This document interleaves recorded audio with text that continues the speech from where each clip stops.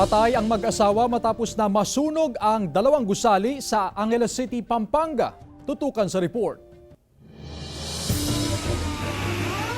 Nilamon ng naglalagablab na apoy ang dalawang gusaling ito sa Plaridel Street, Angeles City, Pampanga. Inuupahan ng mga commercial at residential tenants ang dalawang gusali. Dahil sa laki ng apoy, patay ang mag-asawang sina Nicolas Mangune, 76 na taong gulang, at Aurora Mangune, 74 na taong gulang matapos matrap habang natutulog. Ayon sa BFP, asphyxiation ang sanhi ng pagkamatay ng mga biktima. Sa kasamang palad, yung dalawang fatalities natin, which is mag-asawa, sila yung owner ng structure na pinagmulan. Natutulog na rin yung dalawang matanda, and given na ang kasama lang nila is helper nila, medyo mahihirapan talagang i-assist. Sa investigasyon, nagsimula umano ang sunog nang mag-spark ang mga live wire sa lugar. Umabot sa ikalawang alarma ang sunog na naapula matapos ang mahigit 4 na oras. According dun sa statement ng eyewitness natin, pagkagising niya, nakita na niya na nag-start na yung apoy dun sa portion ng gutter.